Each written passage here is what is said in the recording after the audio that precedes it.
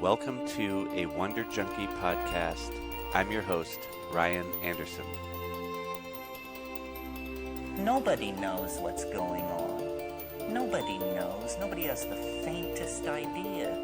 The best guesses are lies. You may be sure of it. Professor Johnjoe McFadden, I appreciate you joining me today.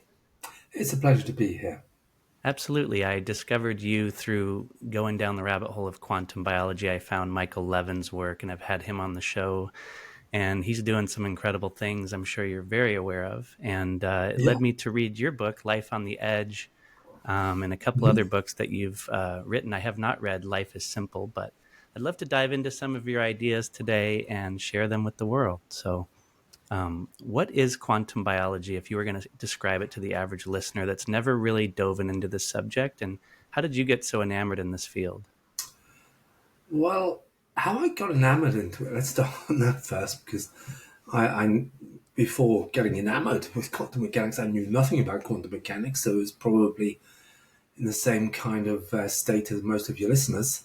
And how I got interested in it was I was working on with colleagues on looking at mutation rates in bacteria, and we found mutations that didn't seem to make sense, in that they became much more frequent when it was advantageous for the bacteria to have those mutations, which didn't make sense in terms of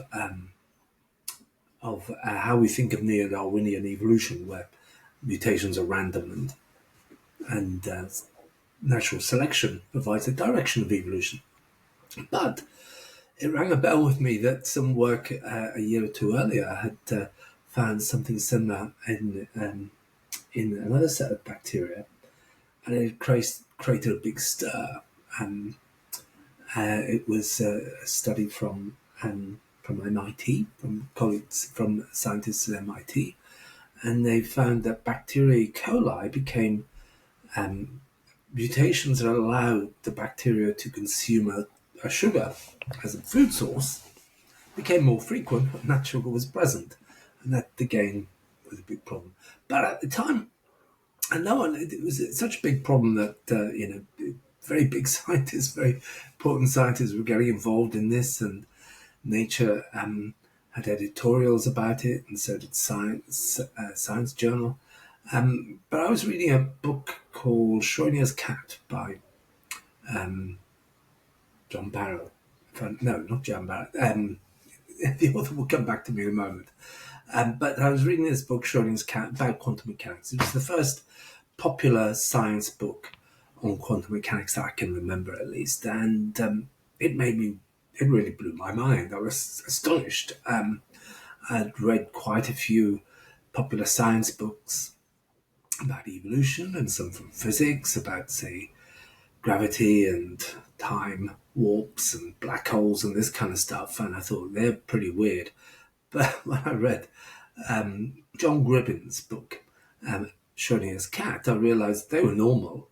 The quantum mechanics is way weirder.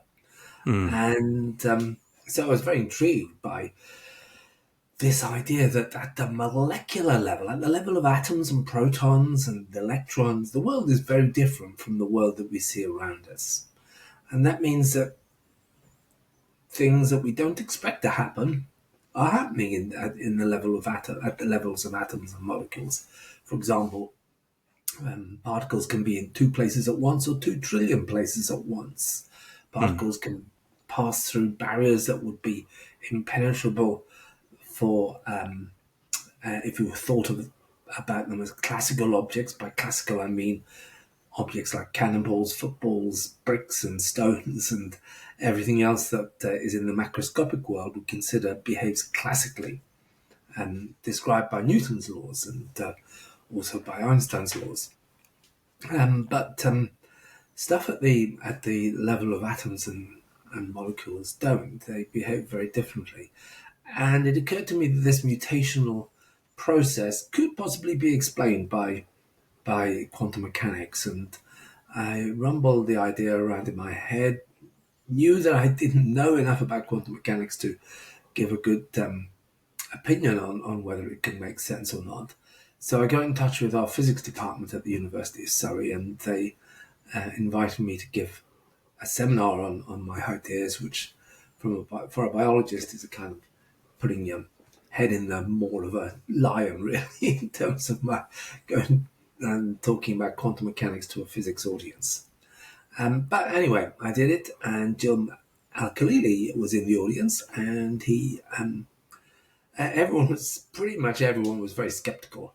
But Jim was a little bit less skeptical, and he came up to me afterwards and said, "Well, look, I don't really believe what you're saying, but there's maybe something interesting there." And we worked on it for a couple of years and published a paper in which we described how we thought quantum mechanics might influence mutation rates. And we've been working on it ever since, off and on. With the trouble with wacky stuff like quantum biology is that it's difficult to get funding for it. But we kind of worked on it off and on and met every now and again over a coffee or a beer and discussed things. But then about 2 decades ago, quantum mechanics suddenly became much more almost respectable when other scientists such as Greg Engel at the University of California at the time, now at the University of Chicago, demonstrated that photosynthesis, which is responsible for putting all the biomass that our bodies are built of, and every animal, plant, or microbe's body is built of, is ultimately pretty much all of the biomass is made by photosynthesis. So it's the most important biochemical reaction on the planet. And it's pretty well worked out. But one of the puzzles about it is the first step in photosynthesis, where a photon of light is captured by a chlorophyll molecule and then transported at a molecular level. This is down at the level of atoms and protons and electrons. At a molecular level to a place called the reaction center, where that energy is captured and turned into a mobile energy molecule called ATP. Anyway, that energy transport step involved a lot of steps. In fact, it involved something like 20 or 30 different steps that the energy had to kind of hop from one place to another, rather like we'd hop across some stepping stones across a river.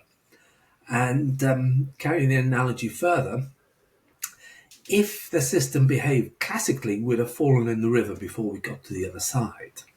And falling in the river from the photosynthesis point of view was the light would be re-emitted as fluorescence and would be lost. But it isn't. All of the energy in optimal conditions, all of the energy manages to make all those hops all the way across the river and get to the reaction center. And so 100% efficiency, better than any energy transport efficiency on the planet. And how that was delivered was somewhat mysterious.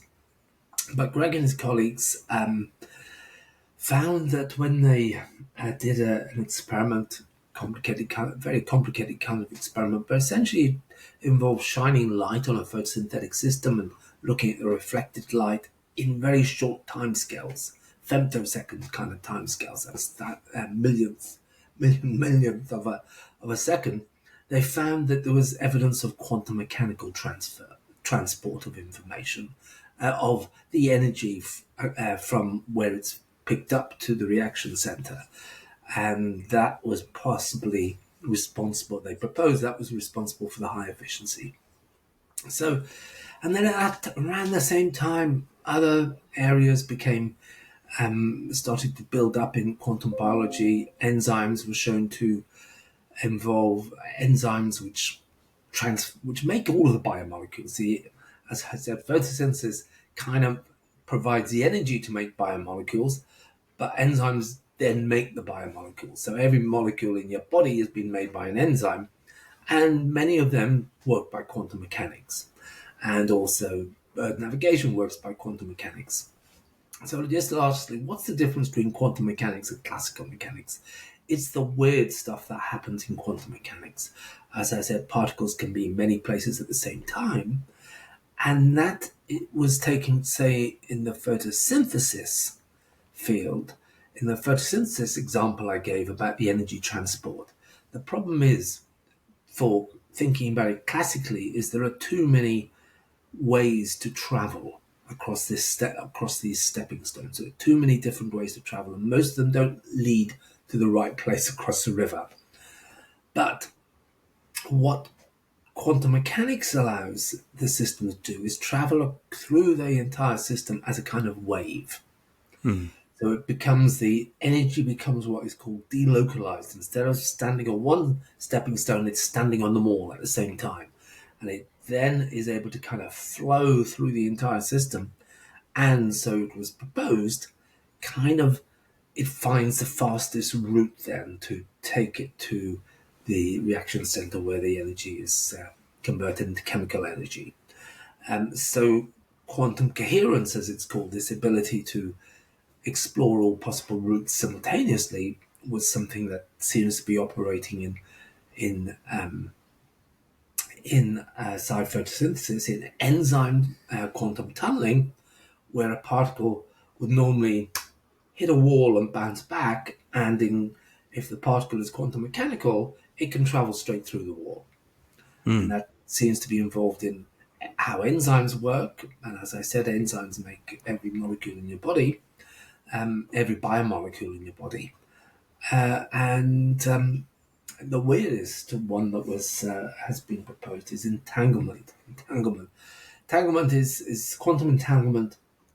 It's so weird that, and it was oddly pretty much discovered theoretically, at least, by Albert Einstein, when he was skeptical about quantum mechanics. Didn't really like quantum mechanics and never really became comfortable with quantum mechanics. And he worked out that, look, and said to all the other experts at the time, people like Niels Bohr and Werner Heisenberg, who were working in quantum mechanics, look, if we take your calculations, your equations seriously, I could take two particles and move them to the other side of the galaxy, and when I hit one, the other one would jump simultaneously. And he said, look, that goes against my laws of special and general relativity, that you can get this simultaneous transfer of information. So it kind of floored the quantum mechanics people for a long time, but eventually in the 1970s they proved that this entanglement, what Einstein, who didn't believe it was true, he called it spooky action at a distance. But birds seem to use this spooky action at a distance to travel around the globe. It's at least been proposed to be involved in their compass, how they manage to navigate themselves across the globe with their eyes, and even with their eyes, but not involving just looking at objects. It's a sense that they can see the Earth's magnetic field, and we think this quantum entanglement may be involved in that. So all of these really interesting, wacky, weird properties of quantum mechanics that we thought were limited in their importance to the tiniest particles of matter were turning up in living processes, and that, I think, was and still is kind of revolutionary in biology. And being a biologist, I was interested in it. So that's a long way around telling you how I got interested in quantum biology and what it's about, hopefully at the same time. Yeah, it's amazing. I'm curious, when was that you started diving deep into this and sort of cross-pollinating between physics and biology, and when has the field started to really gain the momentum? Yeah, it was, well, I published a book on quantum biology in 2001, so it was probably about 2 years before that, about 1999 or so. Wow. 1998, 1999, when I probably gave that talk at the physics department at Surrey and met up with Jim, and we started talking together, and we published a joint paper on our idea of how mutations may be caused by quantum mechanics. And then I went ahead and wrote this book, Quantum Evolution, which was taking that idea forward to explore the role of quantum mechanics in evolution. And we're still working on that, incidentally, working on that at the theoretical and experimental level of looking at seeing how quantum mechanics is involved in mutation.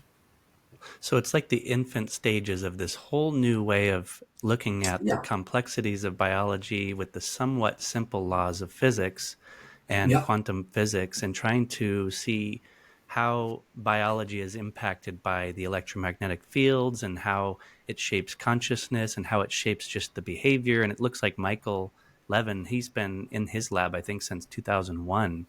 And now what he's coming up with just seems like this revolutionary stuff where he's able to create these xenobots and things like this in the lab. And yeah. it's really fascinating. So I'm just curious, like, what are some of the biggest paradigm shifts in this new field when it comes to thinking about the complexities of biology and trying to simplify the underlying understanding of it? I think probably biggest the biggest obstacle to believing in this has always been that we think we're warm and wet. That's obviously that's often the characteristic of living organisms from a physicist's point of view. They're warm and wet, and not the places where you would expect to find quantum mechanics. Because when a quantum physicist wants to study things like quantum coherence, quantum tunneling, they do experiments in absolute vacuum, often with a system cooled down to close to absolute zero temperature, more than 300 degrees minus, more than 300 degrees centigrade, and usually on an optical table which shields the system from any vibration, and then you can detect these effects. But yet we think these effects are happening in hot, wet tissue in which the molecules are bumping around and moving around so fast that we wouldn't expect them to be something we need to consider in order to understand how living organisms work. Mm. But the defect in that argument is that it misunderstands the life itself. I think life itself differs from the usual kind of way of arguing about why quantum mechanics shouldn't be there. Is life is thought to be dominated by thermodynamics, and thermodynamics is the science that describes how the random bumping around of molecules at a molecular levels gives rise to laws like the gas laws, heat, and it drives petrol engines, steam engines, and it drove the industrial revolution, thermodynamics essentially. But it's based on the idea that you can get accurate laws at a macroscopic level only because because there's so many particles involved that it averages out the random motions to zero, and then you see an effect like the gas laws or temperature laws, etc. Then you can see those effects. And it was thought that living cells are just like the inside of a steam engine, lots of molecules bumping around randomly, but they're not. Now we know that even at a molecular level, living cells are highly organized. And this is something actually that one of the founders of quantum mechanics, Erwin Schrödinger, proposed nearly a century ago when he wrote this book, What is Life, and claimed that quantum mechanics was at the root of life, if you like, of the root of life's peculiarities. He described the rest of physics as order from disorder at a molecular level, at the atom of levels, at the level of atoms and molecules. There's just random noise, but at the level of objects like a steam engine, you get laws that you can deal with and make machines with. So he called that order from disorder. The orderly laws at a macroscopic level are really a product of the averaging of random motion at a molecular level. And what he said life was order from order, in which the order at the macroscopic level goes all the way down to the structure of atoms and molecules. And when we look at how things like enzymes work, or photosystems transport energy, or how the DNA molecules work, it's highly organized. And that gives you a completely different set of equations to describe what's going on, a completely different set of rules. And what living systems do is amplify what's going on at a molecular level to the macroscopic level. So, for example, the color of your eyes are a product of a single molecule that you inherited from your mother or your father. Nothing else in the inanimate world has that sensitivity to singular molecules or atoms or particles, but Mm. life does. It kind of drills down to the level of atoms and molecules and protons and electrons, and they make a difference, whereas they don't make a difference in the inanimate stuff. And of course, we're composed of lots of molecules that go bumping into each other and moving randomly. But the really important stuff is rooted at the quantum level. And this is what the book that Jim and I wrote, Life on the Edge, was claiming, that life uniquely kind of lives on the edge of the quantum and the classical world, able to dig down. Its roots are in the quantum world, but it also deals with the classical world to do things like move us around and keep us alive. So when you start to think about this stuff from the quantum physics level and we start to get into the electromagnetic field, is there one unified electromagnetic field and then biology seems to have this wave entanglement or whatever you want to call it, where we're interacting with that electromagnetic field and that's what gives rise to biological life? Is that what we're finding out? Yeah, it is. I mean, it came as a kind of surprise to me when I heard this statement that there's only one electromagnetic field in the entire universe, just as there's only one gravitational field, and only one a nuclear force field, and only one Higgs force field. All of these are singular, but they act locally. So, I don't need to worry about the gravity of Betelgeuse on how much weight I have when I sit on my chair. But they do a very interesting thing, and that's something that we don't appreciate. When I'm sitting here on a chair, essentially my weight is an integration of my mass and the mass of the entire planet, which is kind of weird, isn't it? Because how could Ayers Rock in Australia be affecting the weight of me sitting in this room in Devon or in UK? But it does. It's a tiny part of my mass. My weight is delivered by that interaction with very distant objects. And this is what fields do, and they provide then a kind of a kind of communication system, a unification system that I think is part of the reason why living organisms are more coordinated and more kind of locked into themselves in ways that inanimate objects aren't. And this is, I think, what Mike Levin has been working on, showing that some of the information that we thought was maybe in genes or in molecules or in cells is in electromagnetic fields that help to guide morphogenesis, development, wound healing, and that fields are playing a role. And ultimately, the message of quantum mechanics is that everything is fields. Ultimately, every particle is a disturbance of a field. It's an energization of the field. But biologists aren't used to thinking in fields, and the quantum mechanical stuff like quantum coherence, this particle being in multiple places at once, is really just a field property. Light is in multiple places at once. It's although it is, think of it as a photon of light moving from the sun to our eyes, it's actually moving as a field and instantly materializes at the surface of the sun, and then at the same instant materializes at the surface of our eyes from the field's perspective. It doesn't really know that there's time. There's no time that if you're sitting on a photon, it takes no time for it to leave the sun and reach your eye. It dematerializes at the sun's surface and materializes on your retina. But that's because photons travel at the speed of light, and as we know from Einstein, anything that travels the speed of light doesn't see time. So fields are able to unify stuff because the particles that make them up, photons, unify living organisms in a way that we haven't really realized before. What do you think this is doing to disrupt the field of neuroscience and our understanding of consciousness when you start to think about electromagnetic fields and how we're interacting with it?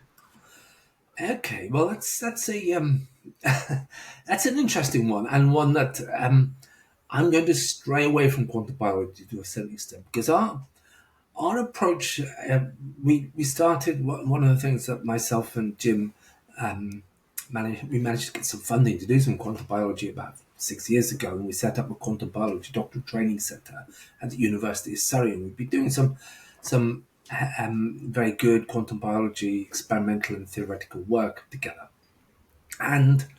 But we have a strict kind of rule, and that is we don't invoke quantum mechanics unless we need to. Okay?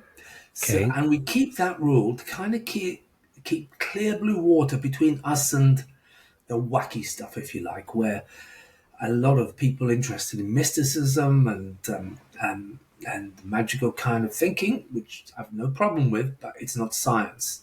So we have to keep a fairly rigid rule and say we won't invoke quantum mechanics unless we feel we need to. So I think that keeps the field of quantum mechanics resilient to charges that it's just fluffy and non-scientific. So then we come to consciousness. Do we need quantum mechanics to explain consciousness? I'm not sure that we do, but we might. And my own theory of consciousness is that it's... and actually I came to this. Okay, I'll give you a bit of history. So when I started to write this book, Quantum Evolution, nearly 3 decades ago now, gosh, so long.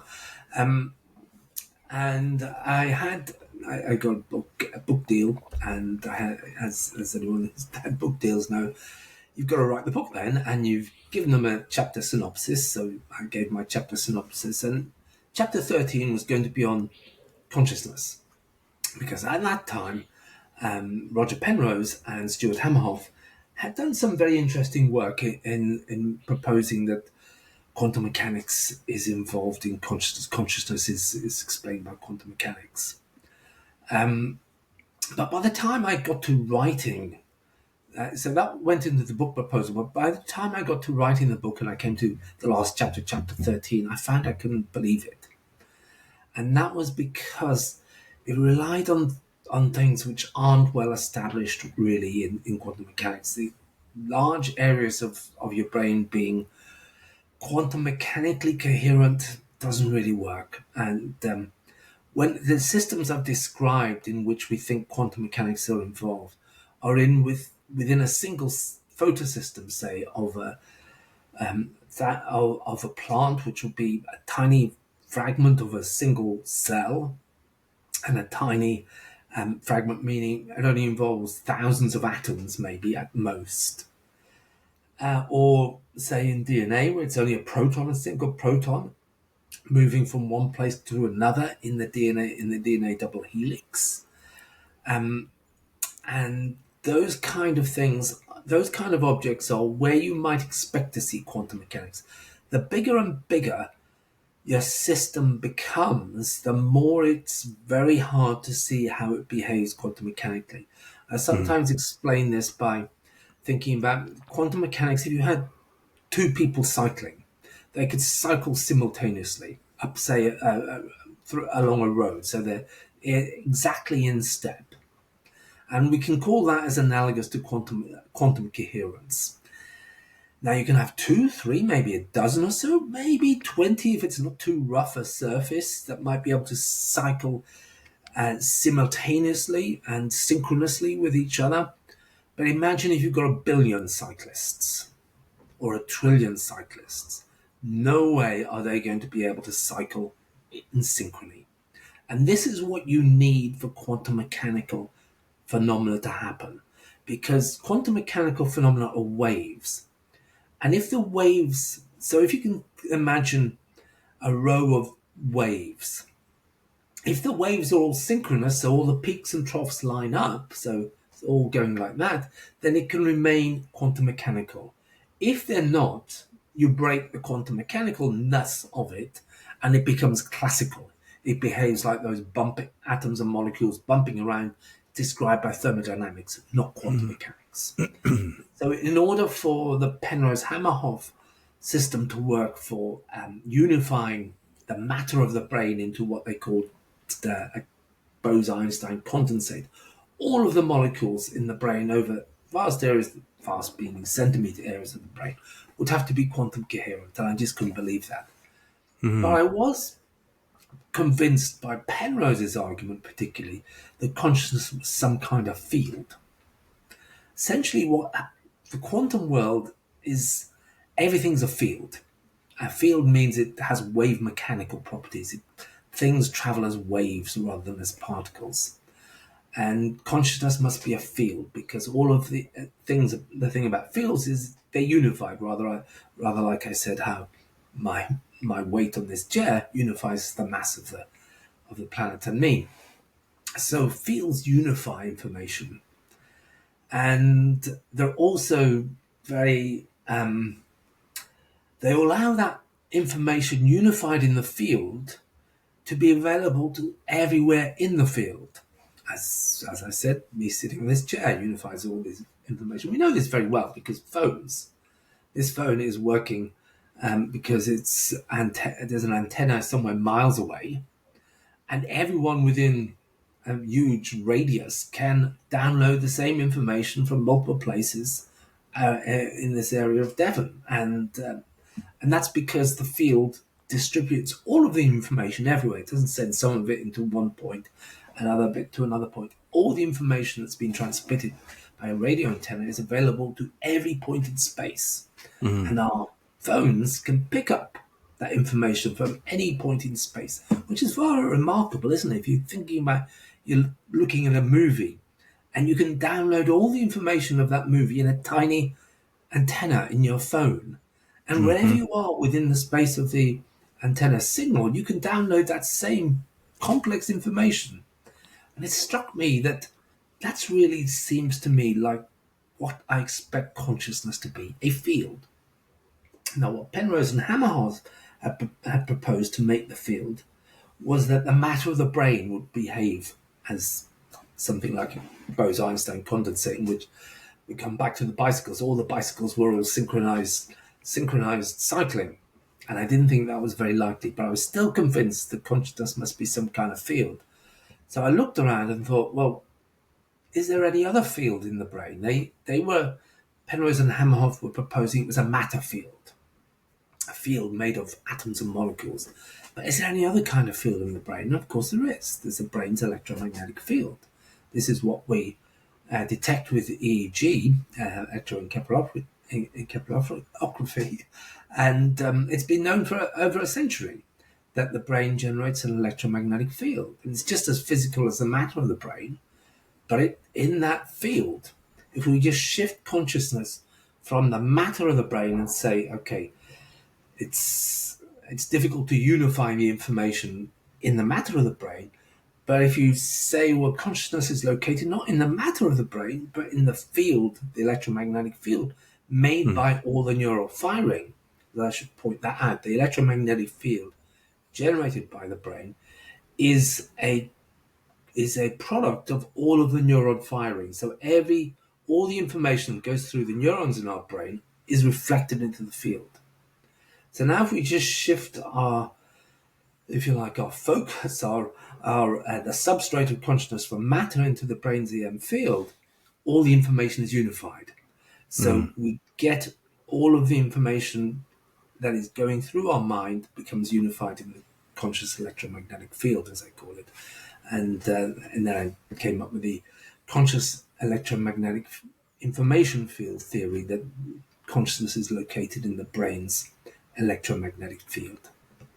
It's fascinating. It starts to get into the not mystical stuff, but it's hard to pin it down because you start to think of old words like akashic records and transmitter receiver ideas, like we are some form of antenna if we're functioning like that, or even other species like birds when they migrate. There's just this weird giant species capacity too to tap into these fields, and it drives their behavior to some degree. But it's just weird how we're changing the language a little bit and we're trying to stay rigorous and uncouple it from mystical thinking, and I like to try to do that myself. But then when you get and try to pin it down, consciousness becomes a little bit more mysterious to some degree. Like we still have a lot of work to do, and it seems like we need to hit the fields of neuroscience to really mix a little bit more with the fields of what you're discovering with Yeah, physics. absolutely. I think we have to be. I have to be careful, and but I agree with you. It is.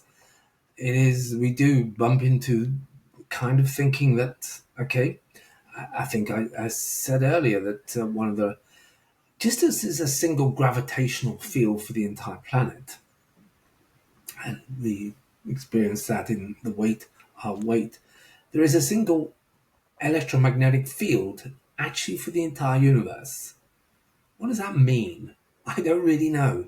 And those kind of things, I think I'm fine for people to think about them, but that's not what I want to spend my time on, if you like. I want to work out how consciousness works, how it integrates information. When I'm looking outside and I see a tree and houses and the car and shadows caused by the sunlight, I see all those in a flash, and it's all unified in my conscious mind. But the color of the tree's leaves are encoded in one part of the brain, the texture or the bark, the color of the bark of the tree is coded in another, the color of the houses coded in another part of the brain. It's always been a problem called the binding problem, how it's all brought together in our conscious mind. Field solve that problem instantly. It's all there because once the information is transmitted from the matter-based neurons by an action potential, which is how information travels through nerves, it sends a little signal. It acts as an antenna to send a signal into. It acts as a transmitter, a radio transmitter, to send a signal into the brain's electromagnetic field. But remarkably, it's also an antenna that is able to receive signals from the brain's electromagnetic field. So we have the information in the matter of the brain being projected, transmitted into its field, and then picked up by any neuron in the brain.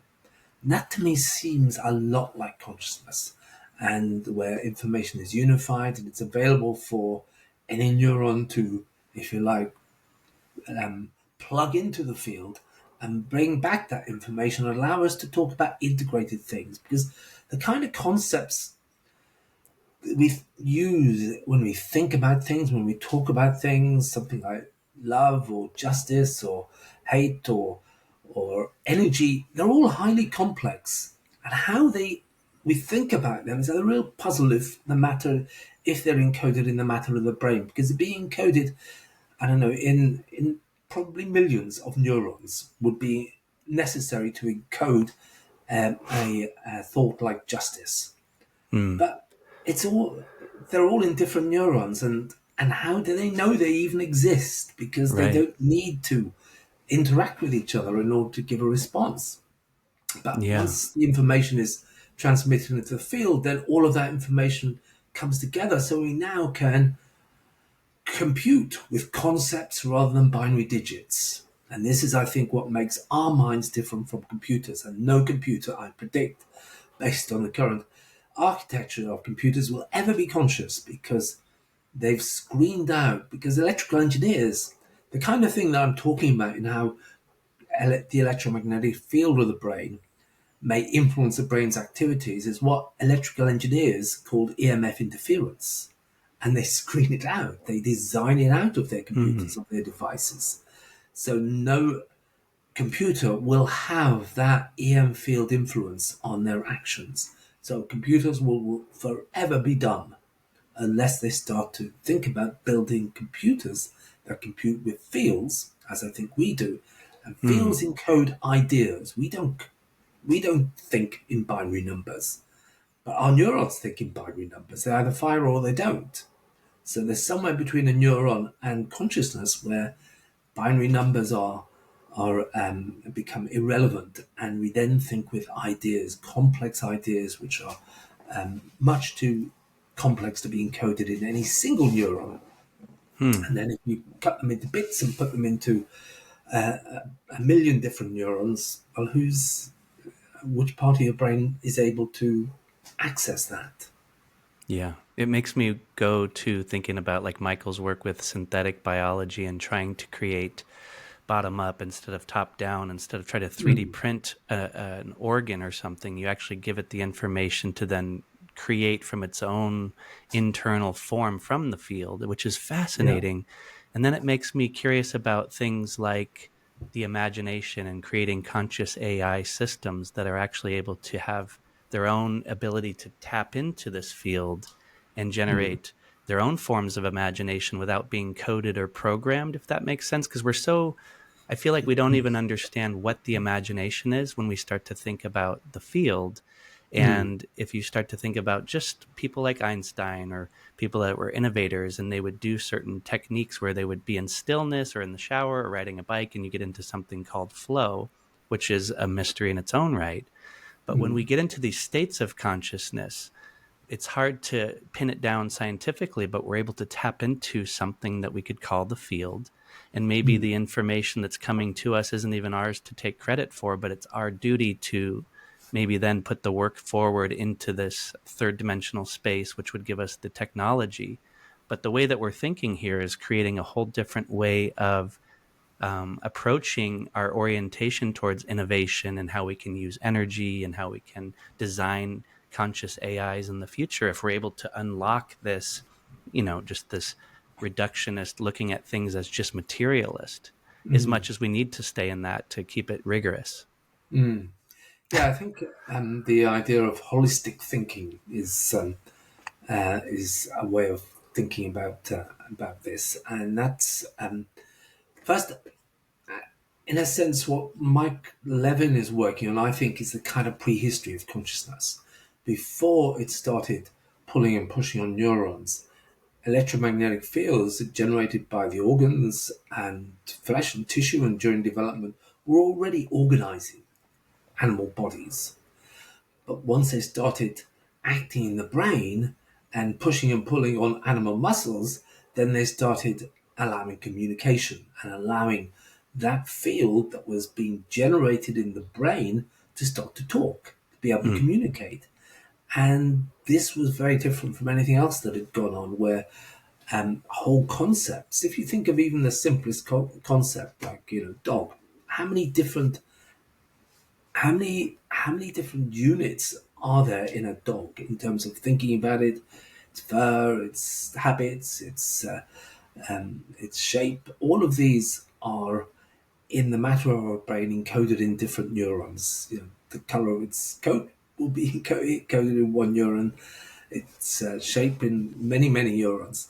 But they come together in the mind. And I think this is how creativity is so much more than just binary logic which computers use.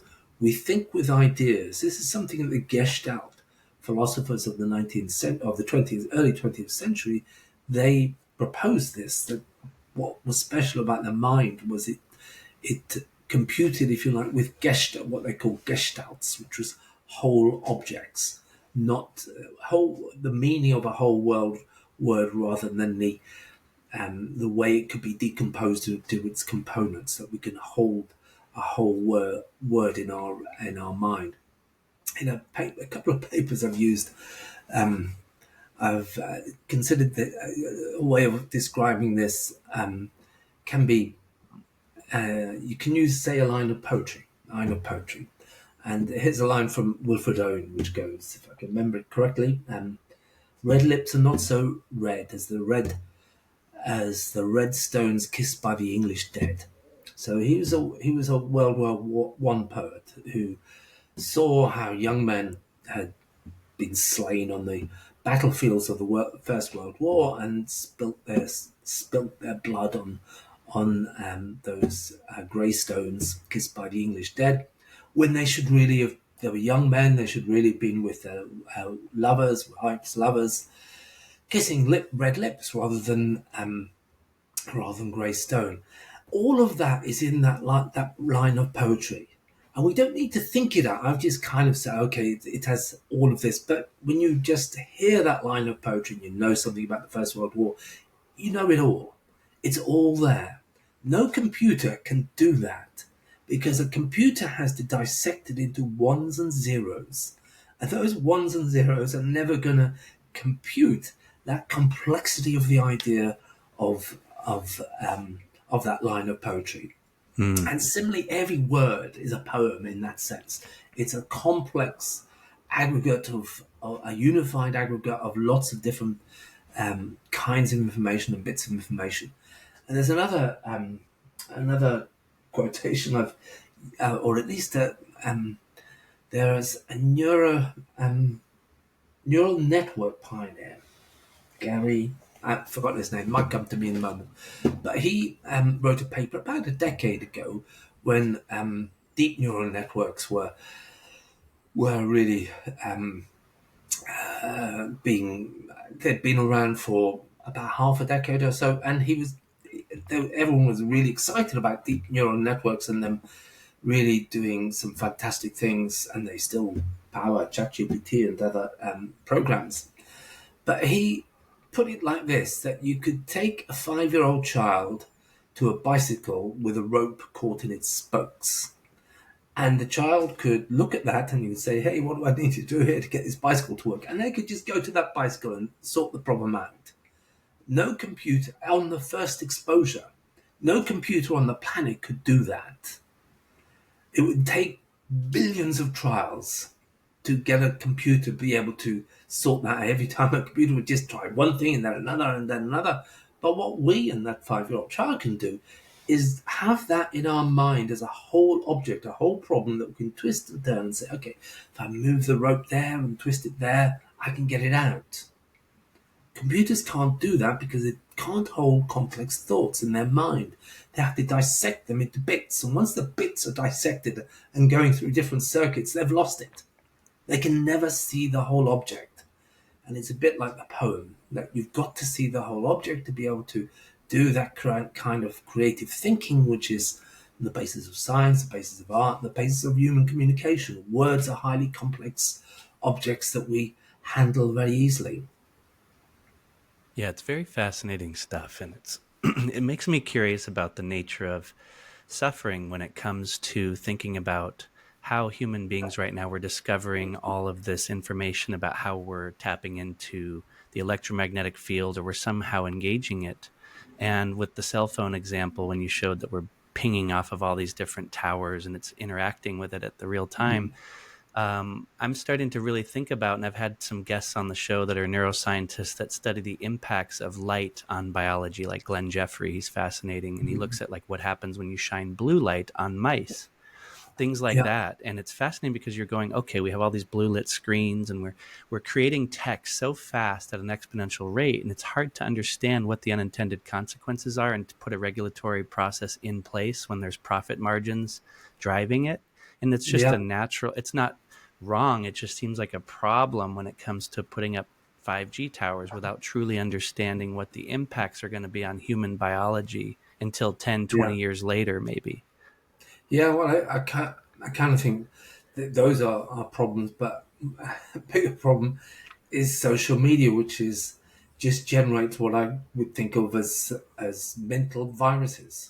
Totally. They get into your brain and they replicate in your brain, and you transmit them to other people via texts and messaging. And we've now got an ecology of viruses running through human culture, which I think is something that has not happened before. That they can these are often crazy ideas are now traveling through the internet.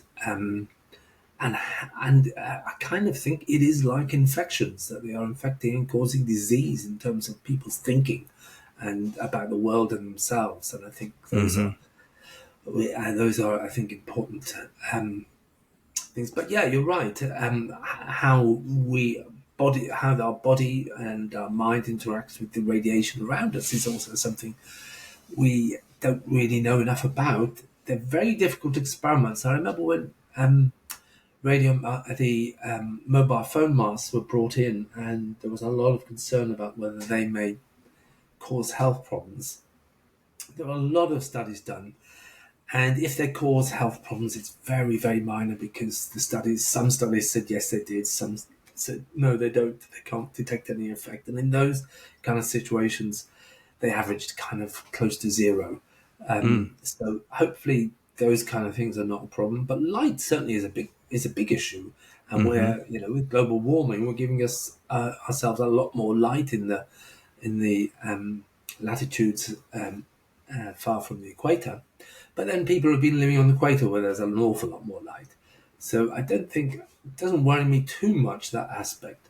But yeah, there are yeah, who knows? Yeah. Yeah, I have a guy on later this afternoon, Jamie Wheel, who speaks about the social dilemma and how about Mm, 10% of the people creating the memes and all of the stuff on social media control 90% of it. So it's just a small percentage of people that are driving these narratives, like you're saying. So that's a fascinating yeah, yeah, subject. But yeah. um, I don't know if you've yeah, seen the film Social Contract. I think it's called Social uh, Contract. I haven't. I It, saw the social there's dilemma, but maybe that was it was yeah, a documentary about all the IT people involved in setting up social media yep, and how they set it up in order to drag people yeah, into staying on sites. And at the end of it, they asked each of the people they interviewed, "Do you allow your children to use social media?" And each went, "No." And the yeah, next one, "Do you allow your children?" "No." nope, So the people in the know what is happening and know how devastating it can be to, particularly to young minds, and they keep their children away from it. But everyone yeah. else just laps it up.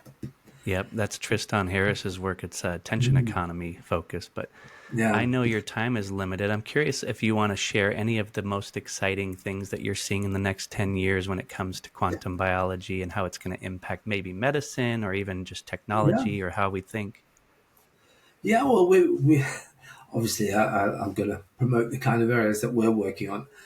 We've doing some very exciting work that we're about to hopefully publishing very soon, in which we finally nail that quantum mechanics is involved in mutation. And we've been dabbling with that for a long time, but finally we've nailed that. And mutation is, of course, as well as being the driver of evolution, it's the cause of aging, it's the cause of cancer, it's the cause of drug resistance. So um, having quantum mechanics involved in it is putting quantum mechanics right at the heart of life and biology. So I think that would be very exciting. We're also doing work on photosynthesis and understanding how photosynthesis manages to be so efficient, and we've been doing work on how there's kind of resonance between molecules that we think is involved in that, and that I think is that kind of understanding that could make differences to energy transfer, energy, solar energy, how we harvest solar energy, how we transport energy around the globe. As I said, it's very, very efficient in plants. If we could, it's about 30% more efficient um, than technological energy transport. And if we could increase technological energy transport by 30%, we could solve all the world's energy problems. And then there's another project we have where it's a little bit further from from publication, but we're going to be putting the paper together hopefully fairly soon, in which we've shown a drug seems to be activated by the spooky action at distance, the same kind of process that we think birds use to get around the globe. We found a drug that seemed to be activated inside cells with this process, so we can modify its activity with magnetism, and that could Mm, be very useful in delivering a drug to a particular tissue, for example. So there's lots of interesting work going on by other scientists around the globe that have been looking at inflammation, wound healing, and stuff like this that seem to mm. be involve quantum mechanical mechanisms.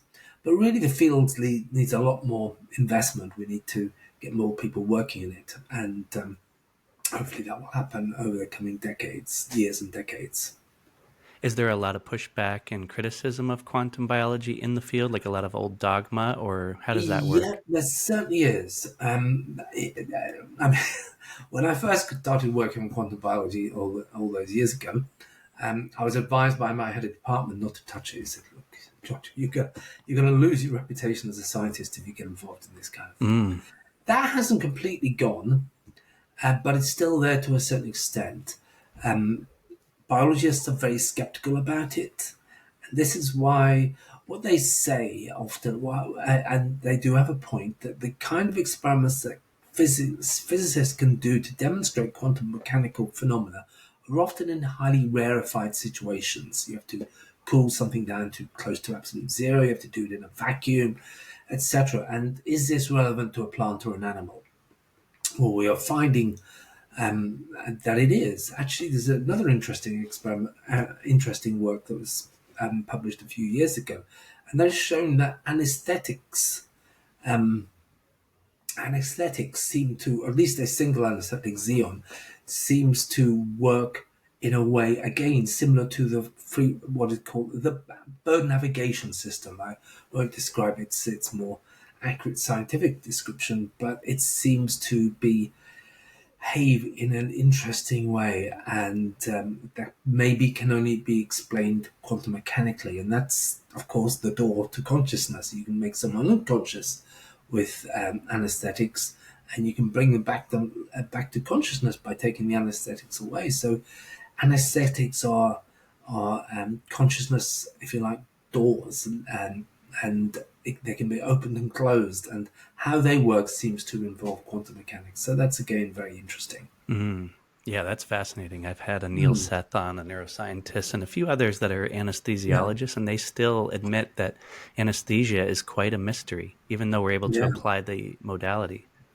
Yeah. So, well, what is work by Luca Turin and colleagues, and what they showed that electrons have a funny property called spin, and they don't really spin physically, but it's like as if they do. And electrons are charged, so when they spin, they generate a magnetic field, and that means that they're sensitive to magnetic fields. But normally in atoms, they're in pairs, and one spins one way, one spins the other way, and they cancel each other out. But when they're pulled apart, they're magnets again.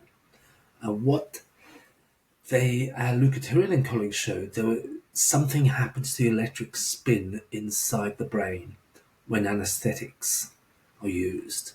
Doesn't quite, well, not quite. Nobody really understands exactly what's going on, but it's very interesting, and it suggests that we can use that property to influence consciousness and to understand consciousness, which would be a great thing. yeah, that's incredible. Well, I see that we are at the hour. I want to ask you one last question, if you don't mind, and it's, if you were going to die today, what would you want to say to the world? Oh gosh, what would I say? Mellow out a bit. I mean, I think everyone should take everything less seriously, except suffering, and everyone has to take that seriously. And just for goodness' sake, try to reduce the amount of suffering and discord in the world. That seems to me what is happening at the moment. We're getting into a dangerous area where more and more discord is going on in the world, and we need to chill out. That's a great message, and I think that chill out. leads to minimizing suffering when you just try to chill out a little bit. So, Exactly. But obviously, the people who are suffering can't chill out because they're suffering. But often that suffering is caused by people who aren't chilled out and who are often pursuing abstract aims that, such as religion or ideas or money or political philosophies that I think don't just pursue happiness yeah, I agree. for the Yeah, there's a maximum number of people. lot of additional suffering inside of our own consciousness if we get hung up on ideology or things that are Absolutely. outside of our control. So it's it's pretty interesting time to be alive, where there's a lot of meme space and people getting so Indeed. certain. I think righteousness really is a fascinating subject, and people get very Yeah. righteous and they think they know, and you're like, it's a good thing to Absolutely. be humble and admit that you just don't know enough to worry. Yeah. I think one of the most important assets of any person is self-doubt. And the trouble is, we admire people who have zero self-doubt. And that's the kind of people who seem to get into power. They have no self-doubt. And I think self-doubt is a great thing. And I agree. we need more of it in politics. I couldn't agree more. I remember Feynman would always say the easiest person to fool is yourself. So Indeed, yes, absolutely. Absolutely. awesome. Well, I really appreciate your time. This will be nice for people to dive into an introductory session on quantum biology. It's really fun chatting with you, and appreciate you. It's great to talk to you too. Thank you very much. Thank Bye-bye. you. Thank you for listening to the episode. Be sure to subscribe to the show on Spotify, YouTube, and iTunes, and rate the show. I hope you enjoyed the episode. What we call reality is in fact nothing more than a culturally sanctioned and linguistically reinforced hallucination.